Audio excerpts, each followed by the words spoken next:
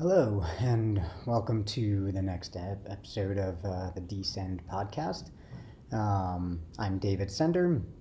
I'm actually today I think going to do a little bit different than the other episodes that we've had in the past, and I didn't write any sort of script for today, so this is just going to be kind of all off script and kind of flying by the seat of my pants, I guess. Um, so I think I'm starting to like the name of the pod, honestly. So Descend, honestly, was a nickname that my college teammates had given me based on my name. Um, and I think I'm starting to like it more and more. It's been a long time since that nickname came about, but I think I'm starting to like it more as it seems like the world is descending into chaos. I guess the nickname is, and now titling the podcast that is kind of a play on that to some degree, and expressing how ridiculous it seems to be. Um, but like I said, today we're going to kind of just be off script, and I just wanted to talk about a few things here. In the last episode, we kind of talked about all of the things that I think not all of them, but a bunch of things that I think are not going the right way in this country and with the current administration. And so today, honestly, I wanted to talk fairly simply about my ideas of how we can fix a lot of that. And I think it's honestly pretty simple given everything that's going on. And I'm not naive enough to think that all of these problems can simply be fixed, but I think identifying the major problems is generally kind of one of the hardest parts, and then figuring out the details of how to fix those problems is the easier part to some degree. Um, so to me, honestly, I think right now there's probably three major concerns that honestly we need to do things differently a little bit, and I'll just start, I guess, jumping into it. But the first one I would say honestly is the entire foreign economic policy that we have right now is absurd and ridiculous. I have a hard time kind of just like staying in my seat and not saying anything when Trump is coming out with things saying if we don't have tariffs that would somehow be the end of the world. And honestly, like, that's a problem that he created. It cannot be the end of the world without those. It's just the end of his world because that's the only thing that he has to play with. That's the only card that he can play because he's honestly a pretty terrible foreign policy maker and a pretty shitty leader for that matter. So he's honestly just doing a bunch of fear mongering, saying if we don't do his plan, then the world is going to tumble into chaos. Which is absolutely not the case. I mean, his plan is what threw us into the chaos, and now he's saying without it, it's going to be worse, and that's all just bullshit as well. Um, so I think the economic policy of our current administration is absurd and just backwards and honestly stupid, for lack of better wording. To me, honestly, yeah, America, I think, we do a number of things well, but I really think at least since World War II, I think America's superpower was the fact that we were able to create so many reliable and amazing and profound, honestly, alliances throughout the entire world. I mean, we have 50 plus nations that were at least true alliances for us, and they were the wealthiest nations, the ones that were doing the best, and as well as far as the world goes. And all we're doing right now with this administration is alienating those people. And again, I think America's superpower was getting all of those alliances together. We are stronger together as a world, and as a country, we are all stronger together. This is not some zero-sum world like the current administration wants you to think, that if we're not beating everyone else, then somehow we're not doing well enough. Everybody can get better, and everyone gets better when we all work together. That's simple things that we learn like in kindergarten.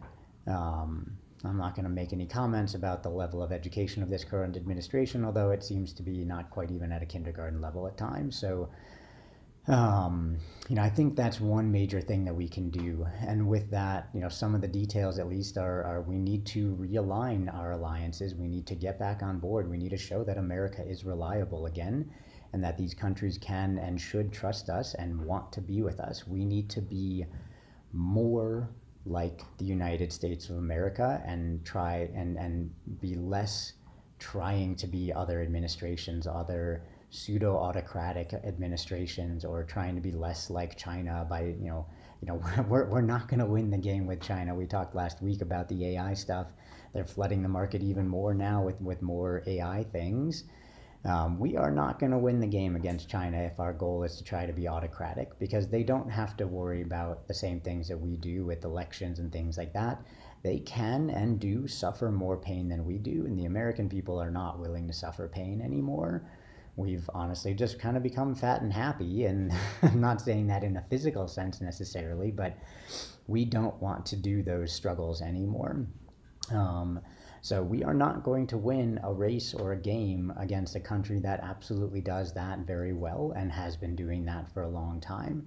In order to win that race, to win whatever challenges we're facing with other economies, other countries, China in particular, we can't try to be like them. We need to be more like us. So that's more innovation, more novelty things that we're doing, spending on things that are new to the world, and leading the way in terms of research and development and innovation and all those things. That is America. We need to be more of America and less like other countries if we want to continue winning this race that we think we're fighting or that we're racing. And there's a number of things that come with that, but really that's kind of the biggest thing is we need to start relying and securing all of those alliances more again, coming back to them and showing that we are trustworthy and reliable, and make it so that this kind of administration can never come up again to throw the entire world into chaos. And when we do that and we all work together, honestly, that is when America wins and everybody wins. Again, it is not a zero-sum world. We can do all of this together. So I think that's number one, is we just need more inclusive foreign policy. This isolationism has never worked. It isn't working now. It's been historically terrible in the past. We tried that before World War I. We tried it before World War II. It didn't work. Other countries have tried it and it didn't work for them either. And so this isolationism needs to stop, and we need to be more inclusive in terms of our world policy and foreign relations. So to me, I think that's one of the biggest things that we need to do as a country, that we need to change and adapt in that sense. There were a couple other things I was thinking of. So I think the second thing that we need to start seeing in this country is we really need to start addressing this wealth gap that we have. Honestly, my parents' generation and people somewhere around there, not calling out individuals with this, but that generation in general has just become incredibly selfish. They've built an entire rule system around them getting more wealth, keeping their wealth, and keeping everybody else from getting wealth. Right now, the wealth gap between the young and the old is just absolutely ridiculous, and the things that are going on in Washington now are just perpetuating that even more. I'm going to take a little bit of a side here, but honestly, I think Bernie Sanders and Trump honestly ran the same campaigns, even though Bernie wasn't actually running for president this time, but they both are just saying there's one big enemy out there and we need to blame those people. So Trump is saying it's the immigrants and people that are supposedly not supposed to be in this country, which again is very not American, and it just hurts my soul to hear that stuff. Bernie was saying the problem is the oligarchs and the billionaires, and they're each just pointing the finger at that one, saying we need to get rid of these people, we need to fix this problem. Really, honestly, the age gap, or sorry, not the age gap, but the wealth gap between the ages is a real thing, whereas the immigration policy it isn't. I mean, I shouldn't say it's not that it's not a problem. It is not the problem. It is something that needs to be managed and regulated, but it is not the problem that's causing the issues in this country. The problem in this country is the absolutely ridiculous and abhorred disparity in money.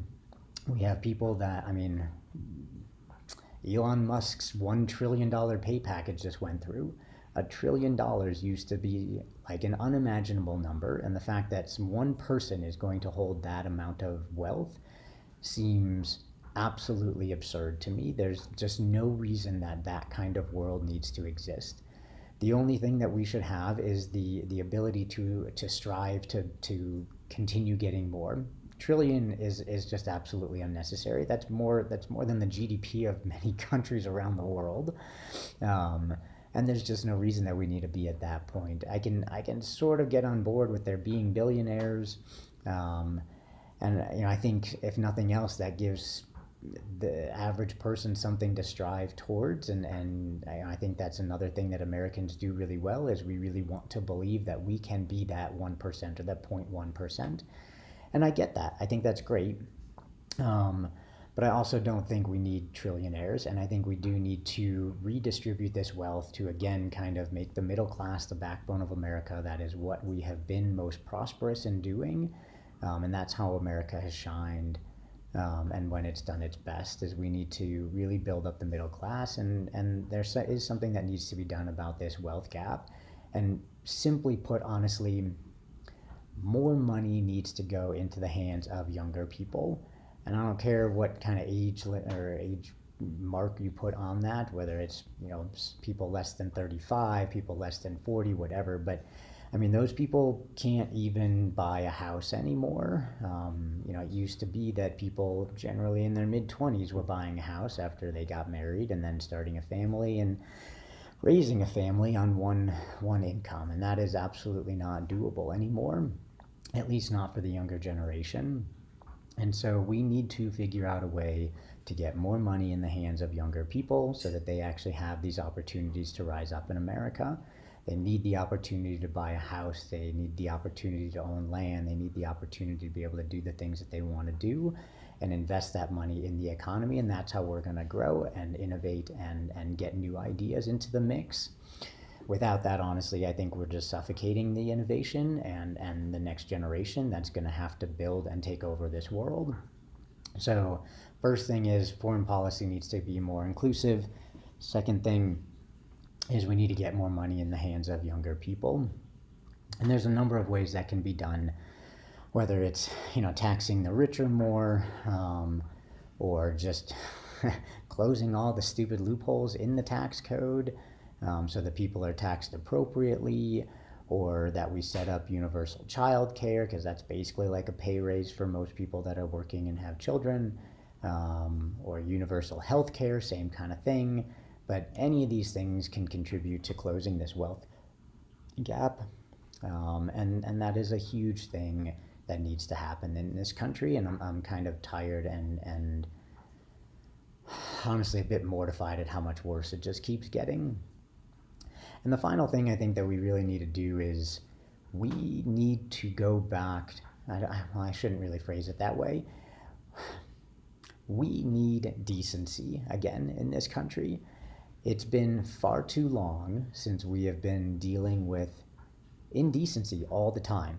Honestly, Trump's first term was the beginning of that, and the reason that he won, I think, is because he made people who were feeling, I don't know, somehow put off or slighted or whatever, he made them feel like it was okay to be a shit person. Because if a shit person like him can get into office, why can't they also rise up in the world? And that's not the way you get ahead. And it seems like we just keep letting things pass because we either want to just make an argument for whoever our champion is, or we're fine with things as long as basically the stock market keeps on going and people keep getting rich. Or at least the top 10% keep getting rich. Everybody else is doing quite poorly right now. And we need decency again. We need, like, it's just absurd to me that the top position in our country is held by somebody who literally, anytime he has an interview, cannot help himself but lie about absolutely everything. The fact that it's okay for politicians to just blanketly lie even when they are fact-checked, and then they can all they do is just deny the fact checkers, which is what Trump's campaign was. Instead of saying the oligarchs were the problem, he was saying the scientists and the specialists and people like that, they're the problem. Somehow their information is inaccurate. And to me, the difference is those people in authority, the people that look at data and things like that, the scientists, the economists, things like that, like they are not trying to stick their nose or stick their bodies into politics. They're just trying to do their job. And it can't be, I know we live in a world of information is available to everybody, but you are not a specialist no matter how much you Google things. I don't care. And I get people all the time in the veterinary world that Dr. Google stuff. And if you want to do that, then you wouldn't need any of these people. You wouldn't need a doctor. You wouldn't need a veterinarian. You wouldn't need a researcher, a scientist, or economist. And all those positions would just go away if they weren't needed. So obviously, since they are around, they are absolutely needed. And the fact that we are saying that they are the problem is absolutely ridiculous. The only reason that they're doing it is so that these politicians can lie to absolutely everybody, make up any story that they want to, and get away with it without being fact-checked or in any way kind of constrained. And that is just not decent. The difference in blaming the oligarchs or the billionaires or whatever for the problems is that those people do insert themselves into politics, and the specialists are not. The scientists and researchers are not trying to insert themselves. They are not the enemy. They are not the problem. I wouldn't even necessarily argue that billionaires are the problem either. It's the people that try to insert themselves in places that they shouldn't, or try to say that other people shouldn't be where they should be. Those are the people that are the problem. That is Trump. He is the problem. So I think really honestly we need a return of decency in this country. And to me, I think if we did those three things, we had an inclusive foreign policy, we got more money into the hands of the middle class and younger generation, and we had just some sense of decency in our country again, I think we would be doing a lot better than we are right now. And honestly, since I'm going off script here, this is going to sound absolutely ridiculous, but I would like to formally announce my official position to run for president in 2028. David Sender for presidency 2028. I think, again, that sounds ridiculous. I don't think those words, at least I thought those words would never come out of my mouth. I've never had any desire to be in politics, but apparently it doesn't take any requirements or qualifications to be in politics, and all you need to do is want to make some change.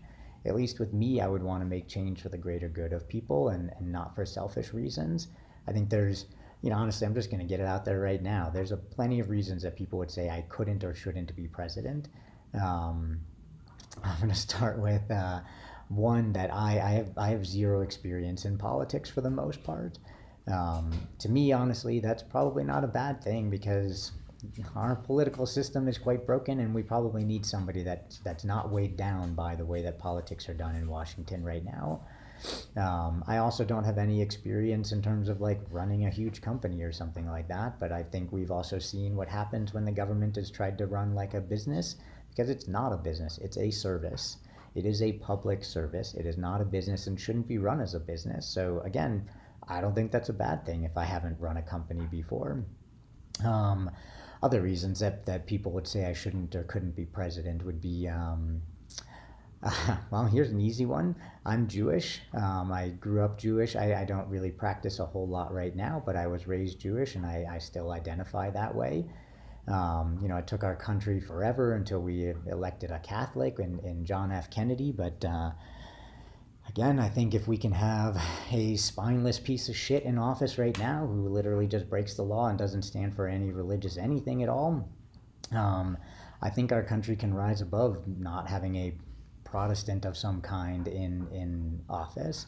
And so, honestly, whatever, I'm Jewish, and that is what it is. What are some other reasons that people would say I couldn't or shouldn't be president? I think honestly a really superficial and silly one is that I'm quite short. I'm 5'3". And that's what made me a great gymnast. And I imagine that would get some sort of pushback that I'm not tall enough somehow to run for president, which even just saying those words sounds quite ridiculous. And I would like to hope that people in this country really just don't care that much about how tall somebody is and if that makes them qualified for something. Aside from the fact that, like, no, I probably could never be a professional basketball player or anything like that. Height really has nothing to do with it. I do think, to me, I think really the biggest thing, if you're going to run for any sort of political position, if you're not going to be some dirty sleazeball about it, the only thing that you really need is you need to be able to deal with people. You need to understand people. You need to be able to talk with people. And that is something that absolutely I can do. I understand people very well. I can deal with people. I can talk with them. I do it on a daily basis all the time, and I have to do it in lots of different ways. And honestly, I think in a lot of ways I would do it better than what our current administration does, because I actually listen to people. And I understand them. And honestly, I am coming from a situation that is the run-of-the-mill person in America. Yes, I grew up, my parents were, decently well off. We were kind of probably middle or upper middle class. I make a decent living right now, but I don't come from millions or billions or anything like that. And again, I think the fact that we elected somebody who is a billionaire himself and then put other billionaires in office, and they're somehow saying that they understand the common man, they understand the person, working a day-to-day job, and they're going to somehow fix the wealth gap, and that's, again, just absolute horseshit. So I come from the streets here, not that I, from the streets, but I do understand the average person's struggles at this moment. I am one of those people. And so if anybody wants to show any support with all of this, again, feel free to like or comment or share this podcast, share this video. And again, I'm happy to hear from anybody. If anybody wants to get on the show and have a talk or a discussion about either things that I've already talked about here or anything else that's on their mind, feel free to send me a note, shoot me a message or something like that. And like this video if there's anything that resonated with you. And again, I know this is going to sound ridiculous, but I am truly serious about this. DSend for President 2028. So anybody that wants to get on board with that, feel free to send me a line, and we'll see what we can make of all of this. But I think, again, I, at least, if nothing else, I am a decent person, and I can deal with people as well. So it certainly can't be worse than what we're dealing with right now. And I think with that, I'm going to sign off here. So again, if you got anything from this video, feel free to like or comment or anything like that. Shoot me a message, and I will see you next time. Take care.